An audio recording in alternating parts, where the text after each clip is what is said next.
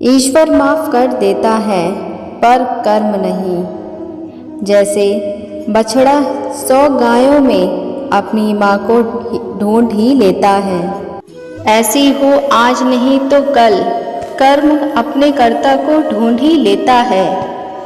कर्म का सिद्धांत बड़ा ही सरल है, जो करता है वही भरता है। आँख ने पेड़ पर फल देखा, लालसा जगी, आँख तो फल तोड़ नहीं सकता, इसलिए पैर गए पैर के पास फल तोड़ने। पैर तो फल तोड़ नहीं सकते, इसलिए हाथों में फल तोड़े, और मुंह ने फल खाए और फल गए पेट में। अब देखिए, जिसने देखा वो गया नहीं, जो गया उसने तोड़ा नहीं, जिसने तोड़ा उसने खाया नहीं, और जिसने खाया उसने रखा ही नहीं। क्योंकि पेट अपने भीतर कुछ भी नहीं रख सकता। और जब माली ने देखा तो डंडे पड़े पीठ पर, जिसकी कोई गलती ही नहीं थी। लेकिन जब डंडे पड़े पीठ पर तो आंसू आए आँख से, क्योंकि सबसे पहले फल आँखों ने ही देखे थे। कर्म का सिद्धांत यही कहता है, जो करता है वही भरता है। समय की कद्र कीजिए, एक बार गया हुआ समय कभी वापस नहीं आता। साल की कीमत उस इंसान से पूछिए जो फेल हो गया। महीने की कीमत उस इंसान से पूछिए जिसने पिछले महीने तनख्वाह ना मिली हो। पिछले हफ्ते की कीमत उस इंसान से पूछिए जो सप्ताह भर अस्पताल में रहा हो। दिन की कीमत उससे पूछिए जो एक दिन भूखा रहा हो। घंटे की कीमत उससे पूछो जिसने किसी का इंतज़ार किया हो। मिनट की कीमत उससे पूछिए जिसकी ट्रेन छूट गई हो। और सेकंड की कीमत उससे पूछिए जो दुर्घटना में बाल बाल बचा हो। समय बहुत कीमती है, समय के मूल्य को कभी मत गंवाना।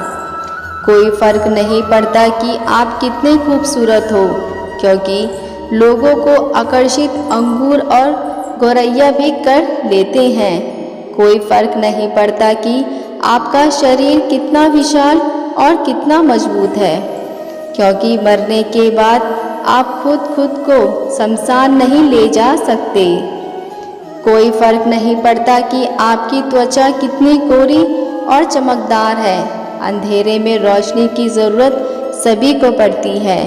कोई फर्क नहीं पड़ता कि आप कितने लंबे हैं, क्योंकि आप आने वाले कल को नहीं देख सकते। कोई फर्क नहीं पड़ता कि आप कितनी अमीर हैं, आपके पास कितनी गाड़ी है, क्योंकि घर से शौचालय तक आपको पैदल ही चलकर जाना पड़ेगा। इसलिए खुश रहिए और जीवन के सफ़र को आसान बनाइए। छोटी सी जिंदगी, हर बात में खुश रहो। आज पनीर नहीं है तो दाल में खुश रहो। जो चेहरा पास ना हो उसकी आवाज़ से खुश रहो। कोई रूठा हो तुमसे तो उसके अंदाज से खुश रहो। जो लौट कर नहीं आने वाले उनकी याद में खुश रहो। कल किसने देखा है, अपने आज में खुश रहो। खुशियों का इंतजार किस लिए, दूसरों की मुस्कान में खुश रहो। क्यों तड़पते हो हर पल किसी के साथ को, कभी कभी अपने आप में खुश रहो। छोटी सी है जिंदगी, हर बात में खुश रहो। कई बार हमारे जीवन में वैसा नहीं होता जैसा हम सोचते हैं। हमारी इच्छा के विरुद्ध चीज़ें हो जाती हैं, पर समय बीतने के साथ हमें यह एहसास होने लगता है कि जो बात हमें उस वक्त सही नहीं लग रही थी, उसी बात के लिए आज हम ईश्वर को धन्यवाद दे रहे होते हैं।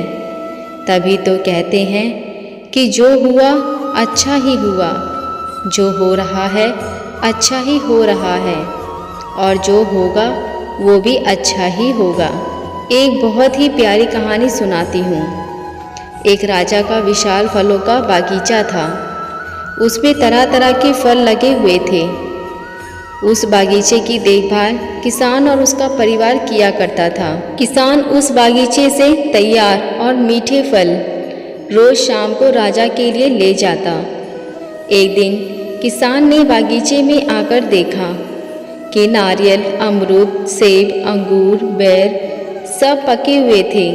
किसान सोचने लगा कि कौन से फल आज राजा के लिए लेके जाऊं। ना जाने उनके मन में क्या आया और उसने अंगूर की टोकरी भरी और राजा के लिए लेकर महल की ओर चल दिया। वो रास्ते भर सोचता जा रहा था। केवल अंगूर लिए 2-4 सेब, नारियल, अमरूद भी डाल लेता। अलग अलग फल देखकर राजा कितना खुश हो जाता। सोचते सोचते वह महल के बाहर पहुंच गया। उसने अंगूर से भरा टोकरा राजा के सामने रख दिया। थोड़ी दूर जाकर बैठ गया। राजा किन्हीं दूसरे ख्यालों में खोया हुआ था। शायद किसी बात से परेशान या नाराज था। अपने ही ख्यालों में गुम था। राजा टोकरी से एक अंगूर निकालकर खाता और एक खींचकर किसान के माथे पर निशाना लगाकर मारता। राजा द्वारा फेंका अंगूर जब किसान के माथे या शरीर पर लगता तो किसान कहता, ईश्वर बड़ा दयालु है। राजा फिर एक अंगूर किसान की तरफ फेंककर जोर से मारता और जब वो किसान को पड़ता, किसान फिर कहता, ईश्वर बड़ा ही दयालु है। थोड़ी देर बाद राजा को अपनी गलती का एहसास हुआ। वह सोचने लगा, मैं किसान के साथ कितना बुरा बर्ताव कर रहा हूँ और प्रति उत्तर क्या आ रहा है। राजा ने किसान से पूछा, मैं बार बार अंगूर फेंककर तुम पर मार रहा हूँ और तुम्हें लग भी रही है, फिर भी तुम क्या कह रहे हो, ईश्वर बड़ा ही दयालु है। किसान ने बड़े भोलेपन से उत्तर दिया, महाराज, बागान में नारियल, सेब, अमरूद, बेर ये सब तैयार थे, पर मैं अंगूर लाया। मैं वो सारे फल भी ला सकता था, पर ईश्वर की कृपा से ही मुझे ये भ्रम हुआ कि मुझे अंगूर ही ले जाने चाहिए। मैं ईश्वर का धन्यवाद करता हूँ, क्योंकि अगर मैं दूसरे फल लाता तो इसी तरह आप मुझे जोर से मारते तो मेरा क्या होता। सच में महाराज, ईश्वर बड़ा ही दयालु है। दोस्तों, यदि जीवन में किसी मोड़ पर सही या आपके हिसाब से घटित ना हो तो धैर्य रखना, क्योंकि समय अपने राज समय आने के साथ ही खोलता है और उस समय हमारे मुंह से यही निकलता है, जो हुआ अच्छा हुआ। फिर मिलेंगे दोस्तों अगले वीडियो में। वीडियो पसंद आई हो तो चैनल को सब्सक्राइब ज़रूर करें। देखने के लिए धन्यवाद।